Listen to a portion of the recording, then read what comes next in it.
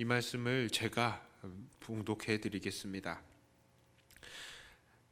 삼손이 그들에게 이르되 너희가 이같이 행하였은즉 내가 너희에게 원수를 갚고야 말리라 하고 블레셋 사람들의 정강이와 넓적다리를 크게 쳐서 죽이고 내려가서 에단 바위 틈에 머물렀더라. 이에 블레셋 사람들이 올라와 유다의 진을 치고 레히에 가득한지라. 유다 사람들이 이르되 너희가 어찌하여 올라와서 우리를 치느냐. 그들이 대답하되 우리가 올라온 것은 삼손을 결박하여 그가 우리에게 행한 대로 그에게 행하려 함이로라 하는지라. 유다 사람 3,000명이 에단 바위 틈에 내려가서 삼손에게 이르되 너는 블레셋 사람이 우리를 다스리는 줄을 알지 못하느냐. 네가 어찌하여 우리에게 이같이 행하였느냐 하니 삼손이 그들에게 이르되 그들이 내게 행한 대로 나도 그들에게 행하였노라 하니라. 그들이 삼손에게 이르되 우리가 너를 결박하여 블레셋 사람의 손에 넘겨주려고 내려왔노라 하니 삼손이 그들에게 이르되 너희가 나를 치지 아니하겠다고 내게 맹세하라 하매 그들이 삼손에게 말하여 이르되 아니라 우리가 다만 너를 단단히 결박하여 그들의 손에 넘겨줄 뿐이요 우리가 결단코 너를 죽이지 아니하리라 하고 새 밧줄 둘로 결박하고 바위 틈에서 그를 끌어내니라. 삼손이 레히에 이름에 블레셋 사람들이 그에게로 마주 나가며 소리를 지를 때에 여호와의 영이 삼손에게 갑자기 임하심에 그의 팔 위의 밧줄이 불탄 삼과 같이 그의 결박되었던 손에서 떨어진지라. 삼손이 나귀의 새 턱뼈를 보고 손을 내밀어 집어들고 그것으로 1,000명을 죽이고 이르되 나귀의 턱뼈로 한 더미 두 더미를 쌓았으며 나귀의 턱뼈로 내가 1,000명을 죽였도다 하니라. 그가 말을 마치고 턱뼈를 자기 손에서 내던지고 그곳을 라맛 레히라 이름하였더라. 아멘. 자, 오늘 말씀의 배경은 이렇습니다. 삼손이 블레셋 여인과 결혼하려고 했었죠. 그들은 당시에 결혼식을 하면서 잔치를 벌였습니다. 거기서 삼손이 신부 측의 손님들에게 수수께끼를 냈죠. 여러분들이 잘 아는 수수께끼입니다. 수수께끼 말 못 맞히면 내가 니네들한테 옷 한 벌씩 다 해줄게. 이런 수수께끼 하면서 수수께끼를 냅니다. 이 수수께끼는 당시에 운율에 맞추어서 낸 문제인데 그 대답도 운율에 맞춰서 해야 되는 조금 어려운 시의 문제입니다. 그래서 그 내용을 운율에 맞추어서 해석을 해본다면 다음과 같습니다. 그게 14장 14절인데요. 먹는 자에게서 먹는 것이 나왔고 막강한 자에게서 맛이 달콤한 것이 나왔다. 그러니까 저도 될 수 있으면 운율을 살리니까 미음 이렇게 미음자가 많이 나오게 해석을 했습니다. 자, 왜냐하면 히브리 시에서도 미음자로 시작이 되는 단어가 이 시가 시작이 되는 거예요. 그 단어로. 자, 그래서 그 대답도 이제 미음자로 시작을 하는 대답을 해야 되는 건데, 자, 이 시의 정답은 무엇입니까? 바로 사자의 사체에서 꿀이 나오는 것을 말하는 것입니다. 자, 블레셋의 사람들은 당연히 그 문제를 맞추지 못했죠. 왜냐하면 그것은 삼손의 개인적인 경험이잖아요. 자, 하지만 그 수수께끼에 내기가 달려있기 때문에 이들은 삼손의 아내를 협박해서 결국 그 답을 얻어내고 말았습니다. 자, 그래서 대답을 하죠. 무엇이 타자보다 강하고 무엇이 꿀보다 달콤하겠는가?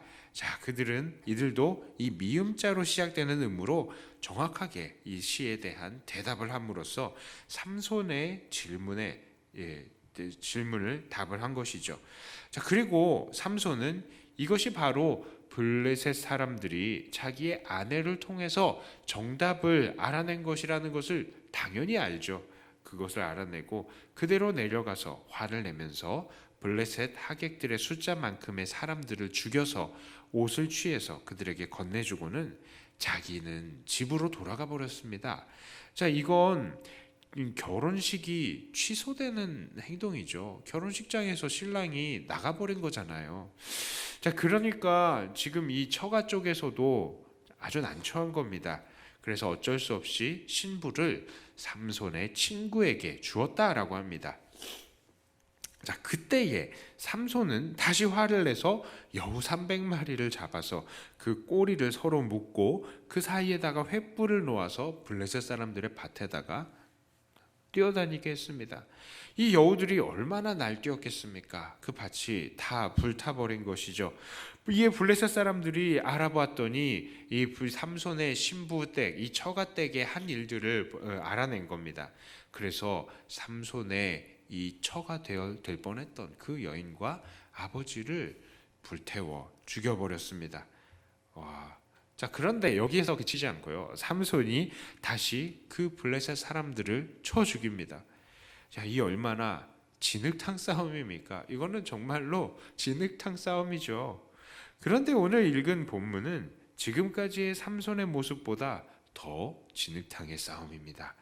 이제 삼손이 상대해야 하는 것이 블레셋 사람이 아니라 유다, 동족 유다 지파의 사람들이었던 것이죠. 물론 삼손은 단 지파의 사람이었습니다만 지금 문제들이 있었던 지역은 바로 유다 지파의 관할 지역이었습니다. 자, 그런데 유다 지파의 사람들이 삼손에게 찾아왔습니다. 자, 삼손을 죽이지는 않고 그냥 묶어서 주겠다고만 그렇게 말을 합니다. 자, 그러나 무엇이죠? 지금 같은 동족이 서로 대적을 하고 있어요. 동족이 다른 이방 종족을 물리치기는커녕 지금 동족이 이 사사를 상대로 지금 대치하고 있는 상황인 겁니다. 죽이지는 않았다라고 하죠. 하지만 이것은 대치하고 있는 것입니다. 이 얼마나 놀라운 일입니까? 지금 이 유다 사람들은요, 이 역사상 최고의 장수인 사사 삼손을 두고도 그 사사를 앞세워서 블레셋을 물리칠 생각을 지금 조금도 하고 있지 않고요. 삼손도 이 백성들을 거느려서 블레셋과 싸워가지고 어떻게 이 사람들을 그 지역에서 내보낼 생각도 하지도 않고 있고, 그냥 그러고 있는 거예요. 이들이 지금 타락과 구원을 계속해서 반복해 나가면서 점점 더 이전보다 타락하게 되더니 결국 이들은 자기들이 이 약속의 땅에서 무엇을 해야 하는지를 완전히 잊어버린 겁니다. 그렇게 강력했던 지파였던 유다도 그저 블레셋은 우리보다 강하니까 어쩌겠어, 그냥 삼손 내줘버리지, 이런 태도를 가지고 있고, 삼손조차도 블레셋과 싸우기는 했지만 저들을 물리쳐서 몰아내야 된다는 생각까지는 지금 꿈에도 하고 있지 않고 있는 것입니다.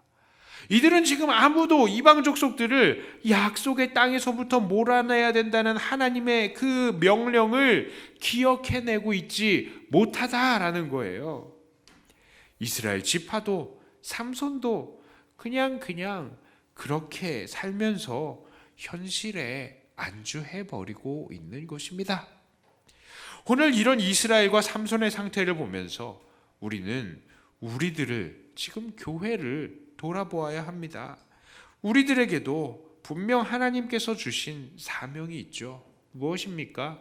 날마다 영적인 전쟁을 치러 나가며 이 세상의 죄악과 싸워 나가고 결국 예수님의 복음을 땅끝까지 전해야 하는 것이 우리의 사명인 것입니다. 그래서 우리는 돈을 벌어도, 사람들을 만나도, 아니면 하다못해 휴식을 하면서도 이러한 영적인 전쟁과 복음 전파를 우리의 목표로 삼고 그것을 위해서 살아야 한다는 것이죠. 이것이 우리의 사명이에요. 그런데 우리들은 정말 이 영적인 전쟁과 복음 전파를 우리의 최선의 사명이라고 생각하고 살고 있습니까? 그냥 더 나은 삶과 더 좋은 환경과 더 편하고 더 좋은 생활을 하기 위해서, 더 맛있는 것 먹기 위해서 그냥 그렇게 살고 있는 것은 아닙니까? 더 큰 쾌락을 누리기 위해서 매일 열심히 살고 있는 것 아닙니까? 오늘 우리를 이 땅에 심어주신 하나님의 뜻과는 상관없이 그냥 흘러가는 대로 살고 있지는 않습니까? 우리가 하나님께서 우리를 이 땅에 심어주신 그 사명을 잊게 되면요, 그거 잊어버리게 되면 오늘 우리들도 이 본문의 유다 지파와 삼손 간의 관계가 되어버리는 거예요. 그저 세상의 강함에 안주해버리고, 그래 세상이 이렇게나 강한데 우리가 뭘 하겠어 하면서 이 세상에 대해서 아무런 소망과 아무런 기대를 품지도 않게 되고, 또 삼손처럼 이 세상과 싸우기는 하지만 그냥저냥 우리의 분풀이와 감정 싸움일 뿐이지, 우리가 어떻게 연합을 해서 이들 죄악의 세력과 통째로 맞서서 이들을 물리칠 생각 도무지 하지 못하는 그런 상태가 되어버리는 겁니다. 결국 자기의 이익을 위해서 한쪽을 희생시킬 생각이나 하는 거죠. 유다 지파가 삼손에 대해서 그렇게 생각했던 것처럼 현실에 안주하게 되니까 목표를 잊어버리고 서로 싸우는 거예요. 교회가 어떻습니까? 우리 교회가요, 지금 서로 싸울 때가 아니에요. 사실은 분열할 때가 아니라고요. 조금이라도 힘을 합해가지고 이 세상과 싸울 생각을 해야 되는데, 이 죄악 세상을 대적해야 될 생각을 하는데, 지금 서로 싸우고 있다니까요. 저 사람이 나한테 아쉽게 했어. 저 사람 때문에 안 돼. 우리 교회는 서로 그렇게 서로 싸우고 있다는 거예요. 자, 우리는 어떻게 살아야 됩니까? 자, 첫째는 세상에 타협해서는 안 됩니다. 세상은 세상이니까 흘러가게 하도록 하자라는 태도로 살아서는 안 된다는 것이죠. 우리는 이 세상의 죄악들과 싸우고 온 세상에 복음을 증거해야 하는 사람들인 겁니다. 두 번째로는요, 우리는 서로 협력해야 한다는 것입니다. 삼손이 예전의 사사들처럼 그 백성들을 하나로 뭉쳐서 다른 민족들과 싸웠다면 그들의 전쟁, 또 다른 양상을, 또 다른 결과를 보여줬을 것입니다. 오늘날 우리들도 마찬가지죠. 서로 협력하고 주님 나라를 위해서 힘써 싸워야 하는 것이지, 힘써서 서로 헐뜯고 힘써서 서로 상대방을 죄악 세상에 내어주는 그런 사람들이 돼서는 안 된다고요. 약간 미워도 우리는 한 가족이잖아요. 그렇죠? 속상한 거 있어도 그래도 우리는 한 몸이라고요. 그래서 우리가 될 수 있으면 서로 사랑하고 어떻게 해서든지 서로 한 몸이 되어서 이 세상과 싸울 생각을 해야죠.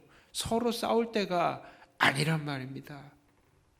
자, 이제 말씀을 정리합니다. 오늘 우리가 살고 있는 이 시대, 이 시대는 삼손의 시대와도 똑같은 시대입니다. 그렇다면 오늘 우리들 어떻게 살아야 마땅합니까? 세상과 타협하지 말고요, 서로 협력하여서 오직 하나님의 뜻만 우리의 삶에 이루어질 수 있도록 최선을 다해서 살아가시는 저와 여러분들이 다 되시기를 주님의 이름으로 축복합니다. 기도합니다. 하나님, 오늘날 이 시대는 우리가 서로 싸울 때가 아니라 서로 협력하여서 세상과 싸워야 될 때임을 우리가 다시 한번 보았습니다. 하나님, 우리가 서로를 향해서 다소간의 아쉬운 마음이 있을지는 몰라도 우리의 대적은 바로 세상이라는 것을 깨닫고 바로 우리는 협력하고 이 세상과 정말로 죽기까지 싸우는 우리들이 되게 하여 주시옵소서. 이것을 위해서 우리는 세상과 정말 타협하지 않게 해 주시옵소서. 현실에 안주하지 않게 하여 주시옵소서. 오직 아버지 하나님의 나라와 영광을 위해서만 달려가겠다고 결심하는 우리들이 다 되게 해 주시옵소서. 2019년의 마지막 날입니다.